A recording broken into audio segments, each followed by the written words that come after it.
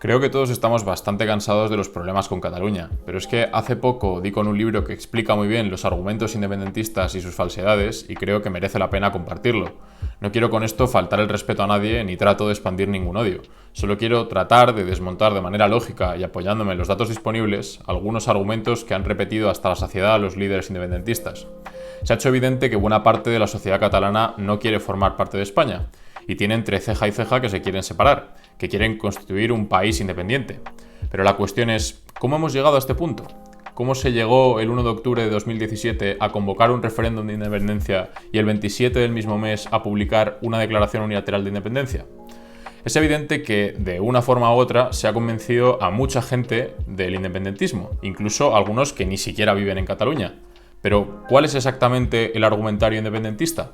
¿Qué argumentos se han usado para convencer a buena parte de la sociedad catalana?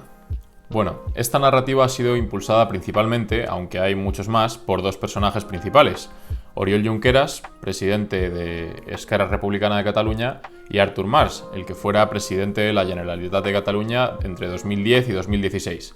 A favor de la independencia se distinguen argumentos de tipo político y de tipo económico. Ya adelanto aquí que no voy a insistir en argumentos del tipo me siento catalán frente a me siento español, porque creo que tampoco da mucho de sí, y tampoco en razones de índole histórica, porque ya hay muy buenos vídeos y libros sobre ese tema. Y el argumentario que vamos a ver es fundamental, porque muchos catalanes, incluido el propio Artur Mas, se han hecho independentistas de manera sobrevenida, después de escuchar estos argumentos o por la coyuntura del momento. Vamos a ello. Los argumentos políticos son los siguientes. El primero, por razones históricas y por voluntad de sus ciudadanos, Cataluña es un ente política y jurídicamente soberano, que tiene derecho a decidir democráticamente su futuro y que es un derecho recogido en la Carta de Naciones Unidas y reconocido por los grandes países democráticos. Segundo argumento, la comunidad internacional apoyará la independencia y será admitido sin problemas en las Naciones Unidas cualesquiera sean las circunstancias de la independencia.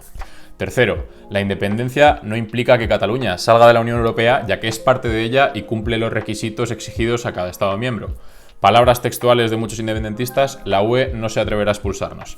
Cuarto, la independencia es la única solución. La sentencia del Constitucional sobre el Estatut ha demostrado que todos los intentos de anclaje político entre España y Cataluña simplemente acaban fracasando porque el Estado español no tiene en cuenta la realidad nacional que supone Cataluña. Quinto, con la independencia se dispondría de plena capacidad legislativa y se podría desarrollar mejor su potencial económico y su identidad nacional.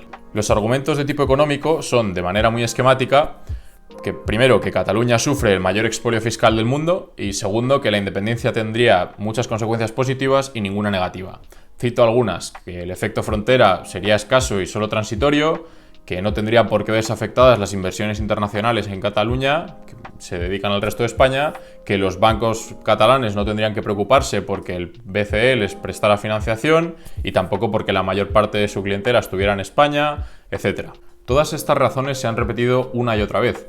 El propósito de hoy es desmontar las más importantes y demostrar que son absolutamente falsas. En concreto, nos vamos a centrar en el apoyo de la comunidad internacional, en el supuesto expolio fiscal y en la inexistencia de consecuencias negativas a la independencia. Vamos con el primero. No voy a insistir aquí demasiado en el hecho de que la independencia supondría, a menos que se logre modificar la Constitución española de 1978, cosa por cierto muy dudosa, supondría una violación de nuestra Constitución, en concreto de su artículo 2, entre otros, así como una violación de las leyes europeas que dejan claro que hay que respetar el ordenamiento jurídico de los Estados miembros. Creo que nadie en la comunidad internacional vería esto con buenos ojos, pero por si acaso vamos a ver algunos ejemplos de otros países. Tanto Junqueras como Mas han repetido insistentemente que ningún país democrático negaría un referéndum de autodeterminación a uno de sus territorios, y que Canadá y Reino Unido son ejemplos de esto. Lo cierto es que la realidad es bien distinta. En 2006, un ciudadano de Alaska solicitó organizar una consulta sobre la independencia de Alaska. Finalmente, el Tribunal Supremo de Alaska declaró que la secesión es claramente inconstitucional y por ello un objeto impropio de una iniciativa de consulta. En 2012, más de 100.000 personas firmaron una petición online solicitando al presidente Obama la independencia de Texas, a lo que la Casa Blanca respondió el año siguiente que la Constitución no proporciona mecanismos para salir de la Unión. Además, no es solo que Estados Unidos niegue la posibilidad de secesión de sus propios estados, sino que también respondió de manera negativa cuando, por ejemplo, en Quebec se realizó el segundo referéndum de independencia en 1995. Merece la pena también comentar los referéndums de Escocia y Quebec, que fueron autorizados por países en cuya constitución no se estipula la indivisibilidad y cuyos gobiernos estaban confiados en las pocas posibilidades de victoria independentista. En ningún caso reconociendo el derecho de autodeterminación. El líder del movimiento escocés dejó claro en una entrevista en 2015 que el referéndum escocés solo fue posible tras un siglo de buscar un acuerdo. No se habla aquí de declaraciones unilaterales de independencia, como en Cataluña. Junqueras habla además de otros países que han sido independientes en una entrevista con Xavier Sardá en el año 2015 y menciona a Irlanda respecto del Reino Unido, Islandia respecto de Dinamarca, Noruega respecto de Suecia y Groenlandia respecto de Dinamarca. Podemos empezar diciendo que Groenlandia no es ni siquiera un país independiente, sino una región autónoma. Islandia se independizó mientras Dinamarca estaba ocupada por los nazis y lo de Irlanda costó 5 años de guerra. No sé yo si estos son buenos ejemplos. Pero, ¿qué pasa con Europa? Según lo dicho por Mas en la Universidad de Columbia en una entrevista en 2015, en Europa solo hay 2 o 3 casos de regiones que quieran independizarse: el País Vasco, Escocia y quizá Flandes. En realidad, la prensa europea dejó claro que, empezando por el referéndum escocés, una ola de regionalismo se ha desatado en Europa desde entonces, acrecentándose por la crisis económica iniciada en el año 2008. Ante esta situación y demandas internas de las regiones más ricas, los gobiernos de Italia, de Francia y de Alemania han dejado claro la indivisibilidad de sus países. En estos países iría en contra de los intereses internos apoyar a la independencia, porque daría pie a que sus regiones más ricas quisieran hacer exactamente lo mismo. En segundo lugar, iría en contra de sus intereses en materia internacional, porque lo que se quiere es fortalecer el bloque europeo, impidiendo la dependencia de Estados Unidos y poder competir con Rusia y con Asia. Además, y esto a veces se les escapa a los independentistas, Europa nunca daría apoyo a una iniciativa que viola las leyes de un país miembro. Queda claro que la independencia en Cataluña no dejaría precisamente simpatías y no tendría apenas apoyo. Si aún así lograran independizarse, no pasarían a ser de manera automática un Estado miembro de la Unión Europea. Ya lo recoge el artículo 52.1 del Tratado de la Unión, que cita nominalmente a cada Estado miembro, y que para modificarlo necesita unanimidad del Consejo Europeo y la ratificación por cada Estado. Y eso es aunque la separación se haya producido con un acuerdo. Una declaración unilateral no sería respetada por la violación de la integridad territorial de los Estados miembros, como recoge el artículo 4.2 del Tratado de la Unión. Es verdad que después de un periodo más o menos largo se podría aceptar a Cataluña, pero nadie sabe cuánto duraría el periodo transitorio ni qué consecuencias políticas y económicas tendría para Cataluña. No digamos ya si decide separarse de manera unilateral, sin respetar los tratados y la legislación del Estado miembro. ¿Y qué pasa con la economía? ¿Es cierto lo que dicen de que España roba a los catalanes? Dicen los líderes independentistas que los catalanes sufren de los mayores expolios fiscales del mundo, si no el más grande. Para apoyar esta afirmación, dejan claro que los países federales publican una balanza fiscal de cada territorio con la administración central, para que nos entendamos cuántos impuestos paga cada territorio de un país, y que en España se han resistido a hacerlo hasta el año 2005, y por presión de la Generalitat. Esto, sinceramente, no pasa de un serio examen. Vamos a ver primero cómo se calcula el déficit fiscal en Cataluña y por qué las cifras y cómo las venden son engañosas, y luego compararemos sus cifras, a pesar de sus limitaciones, con el resto de comunidades autónomas y con la comunidad internacional. La balanza de un territorio mide los beneficios recibidos por ese territorio menos los ingresos que aporta a la administración central del Estado. O sea, es positiva si recibe más de lo que aporta y es negativa si aporta más de lo que recibe. Y en este segundo caso decimos que tiene déficit fiscal. La financiación autonómica fija la cuantía de las fuentes e ingresos con los que se financian las competencias transferidas o las nuevas actividades que decida llevar a cabo la comunidad autónoma.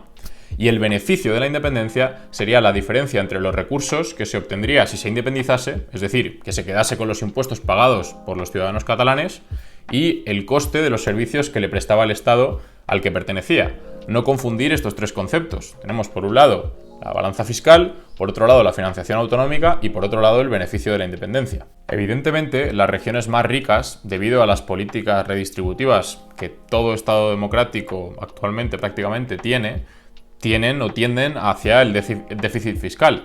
Dejar claro también que el déficit fiscal de cada región es muy difícil de calcular y hay que hacer muchas suposiciones, por eso en la mayoría de los países no se calcula. Pero vamos a ver cómo lo calculan los independentistas. Hay 2 métodos de cálculo para la balanza fiscal. Por un lado tenemos el del flujo monetario y por otro el del beneficio. El del flujo monetario asigna los ingresos según dónde se localiza la capacidad económica gravada, independientemente de quién soporte luego realmente el impuesto. Y luego los gastos los asignas según el territorio donde se producen los servicios públicos, independientemente de quién se beneficie luego de ellos. En cambio, el método del beneficio asigna los ingresos según la residencia de quien efectivamente los soporta y los gastos según dónde residen los beneficiarios. En la parte del ingreso no importa mucho el método utilizado, pero por la parte del gasto se aprecian diferencias muy notables. Un ejemplo sencillo, el gasto en defensa, que beneficia a todos los españoles, tiene su localización en puntos concretos de España, por ejemplo Zaragoza. Según el método monetario, quien se beneficia de ese gasto es preferentemente Zaragoza porque la academia o los aviones de combate están allí, cuando es evidente que el beneficio es de toda España. El método de beneficio soluciona este problema. Después de elegir el método de cálculo, tenemos dos tipos de balanzas fiscales. La balanza observada, que es la diferencia entre la estimación de los beneficios recibidos y los recursos efectivamente aportados, y la balanza estructural. Esta surge porque en la mayoría de los países se incurre en déficit, es decir, más gastos que ingresos, y para sufragarlo nos endeudamos, por lo que pudiera ocurrir que todos los territorios de un país aparecen con superávit. Pues bien, para evitar esto se utiliza el presupuesto de que el Estado no ha tenido déficit, se neutraliza bien por el ingreso o bien por el gasto. Por ejemplo, suponiendo que las comunidades autónomas han aportado los ingresos complementarios, es decir, a través de más impuestos, para suplirlo. Y en consecuencia, su déficit fiscal aumenta aunque realmente no haya aportado nada. Pero basta de rollos. Cataluña, claro está, utiliza el método que más infla su déficit fiscal, el monetario y la balanza neutralizada por el gasto, que da lugar a la famosa cifra de los 16.000 millones de euros de déficit, o el 8% de su PIB más o menos territorial, que cada año Cataluña entrega a España. Esta cifra se utiliza para decir que si Cataluña saliera de España, obtendrían cada año esa cantidad. Esto es absolutamente falso. Voy a ser breve para no alargar esto demasiado. Solo durante los 2 años pico de la burbuja inmobiliaria y por el método que más hincha el déficit, Cataluña se situó alrededor de la cifra de los 16.000 millones, pero en 2008 esta cifra se redujo a los 6.000 millones y en 2009 recibió 4.000 millones. Si esto es así, ¿por qué se utiliza siempre esta cifra?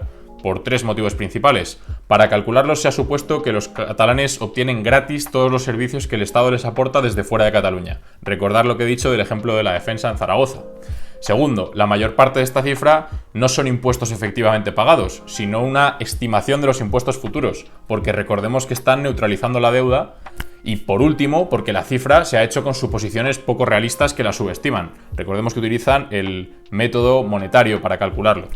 En resumen, que ni Cataluña dispondría de esta cifra todos los años, que son unas cantidades que sobreestiman el déficit y que buena parte de ese dinero ni siquiera lo han pagado, solo sale de neutralizar la deuda. Vale, bien, y dicho todo esto, ¿qué se considera expolio? Lo puedes comparar con el resto de comunidades autónomas o con regiones análogas de otros países. Supongo que se entenderá que las regiones ricas de un país contribuyen comparativamente más que las pobres, porque nuestro sistema impositivo se basa en los principios de progresividad fiscal, que deja claro que cuanto más tienes, más contribuyes. Los profesores Zabalza, De la Fuente, Barberán y Uriel lo han comparado a nivel interno y no encuentran anomalías significativas entre, por ejemplo, Barcelona y la Comunidad de Madrid. Tampoco esto es tan importante, porque el argumento independentista utiliza sobre todo la comparación internacional como argumento básico. Junqueras ha repetido en numerosas ocasiones que en Alemania las transferencias entre regiones, o Länders, están limitadas al 4,5% del PIB regional, mientras que en Cataluña se transfiere un 10% anual, lo que demuestra la asfixia económica de Cataluña. Sin mencionar el hecho de que las cifras están hinchadas, dejemos claro que las famosas balanzas fiscales alemanas no han existido nunca, y tampoco ha existido nunca ningún límite, ni constitucional ni ninguna otra norma, al déficit fiscal de los Länder. Es que es de coña. Los autores del libro no encontraron ni rastro, e incluso preguntaron a la embajada alemana en España, que confirmó que no existían. Parece que después de que todo esto saliera a la luz, el argumento dejó de utilizarse. Menos mal. Además, en 2012, el Financial Times publicó que el ministro de Finanzas de Baviera, Markus Söder, estimó que Baviera transfiere al menos un 6% de su PIB a los Länder más pobres y el gobierno central también gasta en otros Länder ricos y en el extranjero, lo que supone que el déficit fiscal es muy superior a esta cifra, el de Baviera, lo que desbanca una vez más que Cataluña contribuya comparativamente más que Alemania, o que este Länder en concreto. Pero no nos quedemos solo en Alemania. Las regiones del resto de países descentralizados